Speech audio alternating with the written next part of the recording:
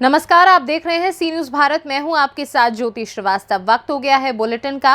Bulletin में जानेंगे भागलपुर की खबर, जहां अमृत भारत स्टेशन योजना के तहत 5 स्टेशनों का निरीक्षण किया गया। आगे जानेंगे कहां पर गैस फटने से लगी आग और देखेंगे झारखंड में कैसे ग्राम प्रधान ने मेले का किया शुभारंभ। इन तमाम खबरों को जानेंगे विस्तार से, तो आइए निगाह डालते हैं इस वक्त की बड़ी खबरों पे।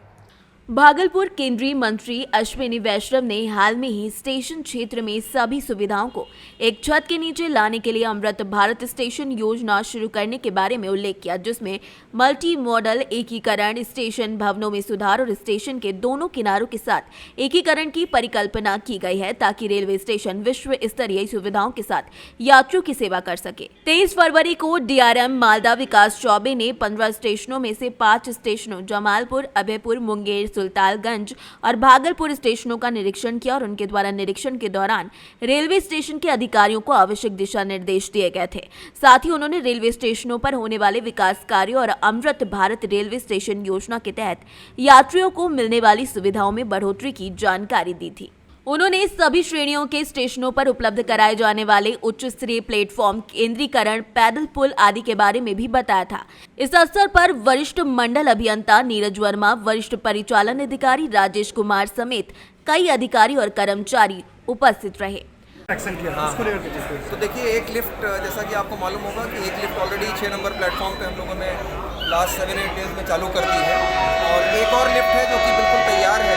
तो मुझे पूरी उम्मीद है कि अगले 7-8 दिनों में maximum first week of March में होली के पहले हम लोग वो लिफ्ट भी चालू कर देंगे। इसके अलावा रिटायरिंग रूम्स और डॉर्मेट्री का निरीक्षण हम लोगों ने किया, तो वहाँ पे भी सुधार करने के कुछ सुझाव आए सामने।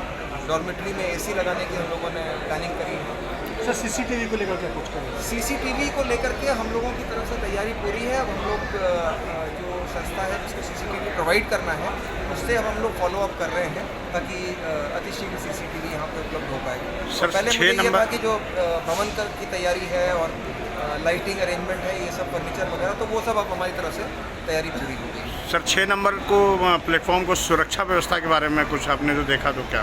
6 नंबर पे थोड़ा सा मुझे लग रहा है कि लाइटिंग हम इम्प्रूव कर सकते हैं सुरक्षा व्यवस्था के पॉइंट ऑफ व्यू से। और जो एक्सेस हम लोगों ने बाहर से दी हुई है, तो मुझे आरपीएफ स्टाफ की अवेलेबिलिटी देखनी है और अवेलेबिलिटी देखते हुए कुछ समय के लिए अगर हम तैनात कर सकते हैं तो वो एडिशनल आरपीएफ भी तैनात करेंगे। वहाँ की साफ़ सफाई को लेकर के एक डिमांड थी कि वहाँ पे एडिशनल लेडीज़ टॉयलेट बनाया जाए, तो वो हमने निर्णय लिया है कि उसको हम लोग वहाँ पे प्रोवाइड करेंगे। उधर सर टिकट चेक नहीं होता है 6 नंबर प्लेटफॉर्म की तरफ, जैसे कोई भी बाहर से आ गया तो जनरली आदमी बगैर टिकट के भी आ जाते हैं। तो देखिए, टिकट चेकिंग स्टाफ की एक जनरल शॉर्टेज है, तो हमारे जो पीक टाइमिंग है उसमें तो हम लोगों का स्टाफ रहता है, कोई नॉन पीक टाइमिंग है तो हम लोग उसका सोल्यूशन कुछ निकालेंगे उस तरफ से भी। नहीं, खामियाँ नहीं दिखी। मैंने ये एक रिक्वायरमेंट मुझे बताया गया कि वहाँ पे यदि यूरिनल प्रोवाइड कर दिया जाए, तो हम लोगों ने बहुत सेंसिटिवली इस चीज़ को लिया है और हम लोगों ने निर्णय लिया है कि हम लोग उस पर काम चालू करें। सर, वो स्टेशन के पास वाला घर जो कि सिटी से सटा हुआ है, उसको लेकर क्या उसका बाउंड्री पड़ेगा या कुछ क्या होगा सर उसका? इसमें हम लोगों ने कार्रवाई करी है, उसका टेक्निकल निरीक्षण वगैरह कराया है और स्टेट गवर्नमेंट के साथ इसमें कार्रवाई चल रही है हमारी जॉइंट की कि जो ट्रैक है वो सुरक्षित रहे और किसी प्रकार की अप्रिय ना हो। कोई भी सर स्मगलिंग और कुछ भी हो सकता है उससे? नहीं, इसमें हम लोग ऑलरेडी हमारी नॉलेज में है। मैंने खुद वहाँ से ट्रॉली करके उस प्रॉब्लम को आइडेंटिफाई किया था और उस पर हमारे जो आज हम लोग एक तो अमृत भारत स्टेशन स्कीम के तहत जो चयनित स्टेशन हैं उनका हम लोग निरीक्षण कर रहे हैं। वहाँ पे योजना जो बननी है उसको विस्तृत रूप से बनाने की कोशिश कर रहे हैं। तो इसके तहत हम लोग मुंगेर, जमालपुर और एक आध और स्टेशन हम लोगों ने कवर किए हैं और वहाँ पे क्या क्या काम होना है, सर्कुलेटिंग एरिया कैसे और बेहतर होना है, फैसाड को कैसे इम्प्रूव करना है और ट्रैफिक की व्यवस्था कैसे ठीक रखनी है, waiting hall, foot over bridge, ये सारी सुविधाएं जो यात्रियों के लिए होती हैं उनके ऊपर कार्य किया है। दूसरा जो एक सेफ्टी ड्राइव हम लोगों की चल रही है रेलवे बोर्ड की तरफ से, तो हमारी सेफ्टी टीम भी साथ साथ चल रही है और panel, signalling, point and crossing, track, traction equipment है, उन सब का भी जो है बड़ा क्लोज निरीक्षण किया गया है ताकि सेफ्टी के पॉइंट ऑफ व्यू से कोई कमी हम लोग की ना रह जाए। सर होली स्पेशल कुछ ट्रेन एक्स्ट्रा चलने वाली है? देखिए, होली स्पेशल ट्रेनें तो हम लोगों के प्रस्ताव ऑलरेडी गए हुए हैं, तो अब उसके ऊपर जो सर भागलपुर से बहुत ज़्यादा भागलपुर दिल्ली वगैरह उसको लेकर भागलपुर तो हम लोगों ने प्रस्ताव अपने भेजे हुए हैं और क्या करते हैं कि हम उम्मीद करते हैं कि जो संभव हो पाएगा वो पूरी ट्रेनें चलेंगी। सर बाहर का वो झरना सर चलाया गया था, फिर वो बंद हो बाहर का हम लोगों ने निरीक्षण किया। आइडिया ये है कि जो बाहर का एरिया है उसको कैसे और खूबसूरत बनाया जा सकता है, ताकि एक तो वर्ल्ड क्लास स्टेशन वाला काम तो काफ़ी तेज़ी से चल रहा है, उसमें तो कई सारी एडिशनल फैसिलिटीज़ आप लोगों के नॉलेज में हैं, multi class multi level parking और बड़ा करीब 5000 स्क्वायर मीटर का कॉम्पाउंड, ये सब चीज़ें हम लोगों ने प्लान करी हुई हैं। बट अभी छोटा छोटा इम्प्रूवमेंट हम लोग लगातार अभी भी निरंतर करते अभी रहे। आपने सर वो लिफ्ट का इंस्पेक्शन किया था, उसको लेकर के तो देखिए, एक लिफ्ट जैसा कि आपको मालूम होगा कि एक लिफ्ट ऑलरेडी 6 नंबर प्लेटफॉर्म पे हम लोगों ने लास्ट 7-8 डेज में चालू कर दी है और एक और लिफ्ट है जो कि बिल्कुल तैयार है। तो मुझे पूरी उम्मीद है कि अगले 7-8 दिनों में maximum first week of March में होली के पहले हम लोग वो लिफ्ट भी चालू कर देंगे। इसके अलावा रिटायरिंग रूम्स और डॉर्मेट्री का निरीक्षण हम लोगों ने किया, तो वहाँ पे भी सुधार करने के कुछ सुझाव आए सामने। डॉर्मेट्री में एसी लगाने की हम लोगों ने प्लानिंग करी है। सर सीसीटीवी को लेकर क्या कुछ करें? सीसीटीवी को लेकर के हम लोगों की तरफ से तैयारी पूरी है। अब हम लोग जो संस्था है जिसको सीसीटीवी प्रोवाइड करना है उससे अब हम लोग फॉलो अप कर रहे हैं ताकि अतिशीघ्र सीसीटीवी यहाँ पर। भागलपुर से सीनियर संवाददाता राहुल कुमार सिंह की रिपोर्ट।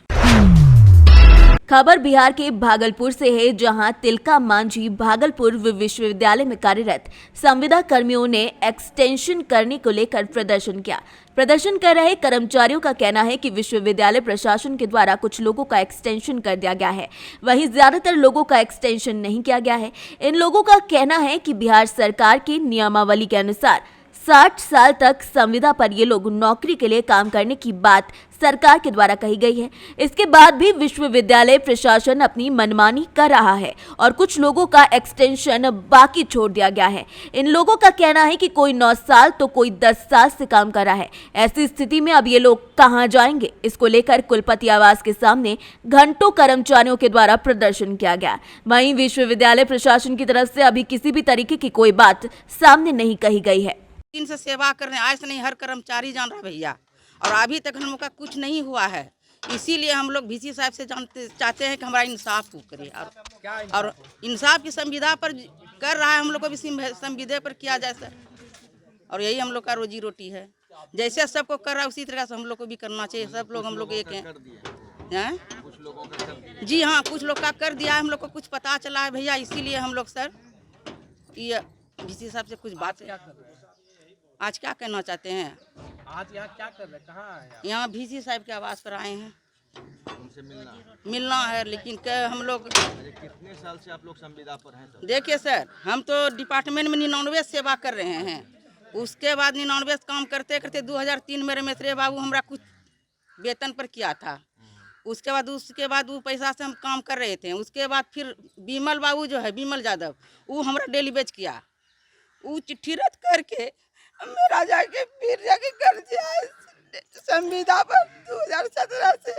और ये नहीं होगा तुम्हारा नौकरी रद्द होगा। अभी आप भी बताइए, इतना दिन हम सेवा गए हैं, अब इतना दिन सेवा के बाद 2 दिन के बाद जो कर हम लोग कहाँ जाएंगे बताइए। आप 99 डिपार्टमेंट में सेवा कर रहे हैं, हमारे पास सब प्रूफ भी है सर, बोलिएगा तो प्रूफ भी ला कर देंगे आपको। और अभी दूर के कर रहे हैं। हटाया नहीं है, लेकिन बात उठ रहा है कि 2013 तक का करेगा, 2013 वाला को नहीं करेगा। जबकि हमारा चिट्ठी पहल के सब रद्द करके और 17 में निकाला है मेरा चिट्ठी संविदा वाला। बताइए अब हम लोग क्या करेंगे। इतना दिन से जो सेवा किए तो उसका कोई नहीं। आप लोग हैं ऐसे जो कि परेशान हैं? 65 गो हम लोग हैं सर। इसमें ही जाके ऐसे कर दिया गया है। 65 गो की सुनते हैं किया है सर। 60 गो 125-30 थे। हाँ, हम लोग के 25 थे। क्या नाम हुआ आपका? हमारा मीना देवी हुआ सर। कहाँ है आप? PG संस्कृत विभाग में। मामला यही है, हम लोग को मीडिया के माध्यम से, पेपर के माध्यम से और VC साहब के ट्वीट के माध्यम से जानकारी ये मिला कि 13 और 12 और 11 का जो बीच में है उनकी संविदा निर्भर की जाएगी। और हमें ये भी मिला जानकारी कि 14 और 17 सरकार से ऑर्डर लेंगे तभी हम करेंगे। और लोग हम यही कहना चाहते हैं, हम लोग 9 साल इस संविदा में काम कर रहे हैं। बड़ी परिस्थिति से हम लोग हॉस्टल के कर्मचारी हैं। हमारे हॉस्टल में लगभग 20-25 कर्मचारी है जो कि बाढ़ पीड़ित हर स्थिति में हम लोग अपना काम किए। कोरोना काल में भी अपनी ड्यूटी को अपना कर्तव्य समझकर मैंने काम किया। आज हमें इस स्थिति में ला दिए हैं जो कि परिवार और बाल बच्चों को परिस्थिति और नचार से जीना पड़ रहा है। क्या लगता है दोहरी नीति अपनाई जा रही है? जी, हमें लग रहा है कि इस प्रकार से दोहरी नीति अपनाया जा रहा है। जो हम लोग एक संविदा कर्मी है, एकजुट है और उसको तोड़ने की कोशिश किया जा रहा है। टोटल कितना है आप लोग? हम लोग 125 कर्मचारी हैं और हम लोग चाहते हैं कि एक साथ रहें, एक साथ कार्य करें। इसमें संविदा पर काम हो चुका है। संविदा को अभी लगभग जो सुने दो धाथी बना रहा है उसमें लगभग 60 कर्मचारी को अलग किया जा रहा है और 65 कर्मचारी को अलग किया जा रहा है। तो हम लोग नहीं चाहते हैं कि ऐसा हो, एक साथ जोड़ा जाए। आज कहाँ आए? आज हम लोग वीसी आवास में वीसी साहब से मिलने के लिए आए हैं और सभी कर्मचारी एकजुट होकर आए। डीसी साहब नहीं मिलेंगे तो आगे क्या करना है आप लोगों को? आगे जो संघ का जो विचार होंगे, व्यक्तिगत हमारा विचार नहीं, सभी के विचार के साथ एक साथ काम करेंगे। कितने लोग छूट गए हैं? लगभग 60-65 आदमी हम लोग छूट रहे हैं। क्या नाम हुआ आपका? मेरा नाम ब्रजभूषण कुमार है। भागलपुर से सी न्यूज संवाददाता राहुल कुमार सिंह की रिपोर्ट। खबर देवरिया से है, जहां सलीमपुर तहसील के अंतर्गत बापू इंटर कॉलेज के सामने एक गैस की दुकान में सिलेंडर में गैस भरते समय आग लग गई। आग लगने पर आसपास के लोगों में अफरा तफरी का माहौल बन गया, जिसमें धुंध करते आग के गुब्बारे आसमान में उड़ने लगे। सूचना जैसे ही सलीमपुर कोतवाली पुलिस को मिली, वो मौके पर पहुंची और तत्काल फायर ब्रिगेड को सूचना दी गई। फायर ब्रिगेड टीम के द्वारा काफी मशक्कत के बाद आग पर काबू पाया गया और समय तक राजस्व विभाग की टीम भी वहां पर मौजूद रही।